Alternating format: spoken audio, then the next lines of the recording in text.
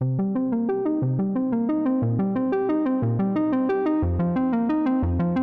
conversas que teño coa xente sobre videoxogos, hai un xénero que teño a sensación de que sempre aparece destacado na etapa da adolescencia e nese proceso de ir madurando. Os RPG. Diría máis, en moitos casos, os RPG xaponeses. Isto último pode ser na nosa contorna pois coa familiaridade coa animación xaponesa, ben sexa polo xabarín ou polo nos últimos anos dos manga e animes. Pero é raro non escoitar que un dos xogos máis importantes sexa pois algún dos Final Fantasies, Super Nintendo, en Play 1 ou Play 2 ou outros dos JRPG de Square e Enix na Super Nintendo. Incluso en consolas que non funcionaron tan ben, hai sempre un JRPG ao que agarrarse. E que seguramente acompañase e axudase en contar historias máis complexas, máis adultas. Saúdos de Iago Gordillo. Isto é Un día un xogo. Hoxe imos ir ata un deses JRPG que pasaron, en principio, máis desapercibidos. Hoxe asomámonos ao catálogo da Nintendo GameCube para falar do Baten Kaitos.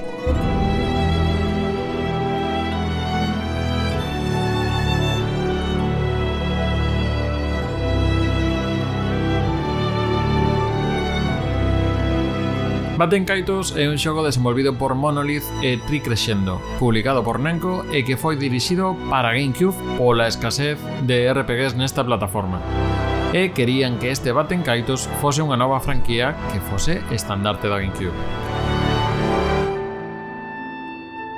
Por entender un pouco o contexto de Monolith, dicir que é a desenvolvedora responsable do universo Xeno, os máis recentes Xenoblade Chronicles, os Xenosaga, saídos para a PlayStation 2, e incluso antes de Monolith, o Xenogears, saído na primeira PlayStation, que aínda que é unha marca que pertence a Square, foi creado pola xente que logo formaría Monolith, que é unha empresa que estivo asociada a Namco nunha primeira etapa e despois xa Nintendo desde a época da Wii.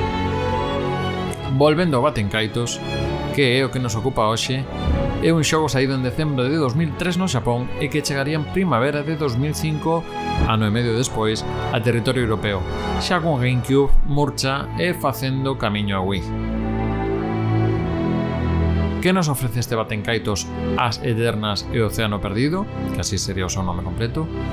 Pois contanos mellor coa súa propia experiencia, Celia Rocha. Boas. Moi boas, que tal? Imos ben. Celia Rocha é traductora e doutoranda especializada en localización de videoxogos. Contanos, a onde nos transporta este Baten Kaitos?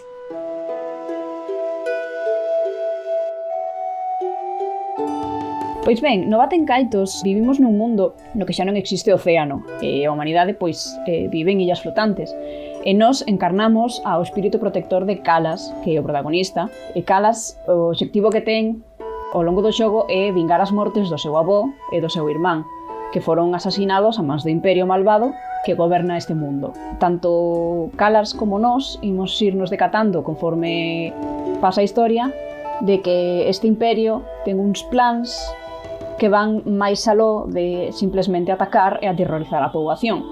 A cuestión é que, a raíz de vivir no ceo, as persoas desenvolveron as, chamadas as do corazón, mais dase a casualidade de que Kalas só ten unha A do corazón e a outra pois é un aparello mecánico que lle construíu o seu avó. Porén, estas as non permiten realizar viaxes longas entre as distintas nacións illa, así que tanto ti como Kalas ides ir facendo amizades a medida que vaiades avanzando na historia. Estas amizades que imos ir coñecendo vannos proporcionar novas visións do mundo e novas perspectivas, novos trasfondos narrativos e novos xeitos de loitar. Xa que dis loita, o Baten Kaitos ten a súa personalidade propia co sistema de batalla, non si? O que máis me chamou a atención cando xoguei a Baten Kaitos por primeira vez na GameCube é algo que me sigue parecendo, se non o mellor, do mellor deste título actualmente na versión remasterizada, é o sistema de batalla. Compre saber que no mundo de Baten Kaitos é posible extraer a esencia de case calquera cousa e guardala nunha carta. Estas cartas chamanse magnus no mundo do xogo e poden conter dende obxectos cotiáns como auga ou leite ata a propia alma das persoas. Por suposto, o sistema de batalla xira arredor destes magnus que comento, non? E conforme vas xogando, vas conseguindo novos magnus cos que personalizar as barallas de cada personaxe, xa que cada personaxe ten estilos distintos de batalla. Podes ir engadindo magnus de ataque, de defensa ou de acción. E ademais estes magnus contan coa particularidade de que teñen ata 4 números, un por cada esquina, que poderás empregar durante a batalla para realizar combos ao máis puro estilo póker. Graciñas, Celia. Como acaba de comentar Celia, existe un remaster de setembro de 2023 para Nintendo Switch que inclúe este e a precuela, saídas para GameCube, e que sería a maneira máis cómoda hoxe en día de pasarse por este mundo de illas flotantes. Que isto das illas flotantes debería estar de moda na época, xa que o outro gran RPG para GameCube tiña este paralelismo, o Skies of Arcadia, saído originalmente na Sega Dreamcast. A banda sonora firma Motoi Sakuraba, un clásico da composición en videoxogos que participou en proxectos como as sagas Star Ocean, Dark Souls, Golden Sun, algúns do Shining Force, algúns dos Super Smash Bros. Nos arranxos e outros dos spin-offs deportivos de Mario, os de tenis e golf.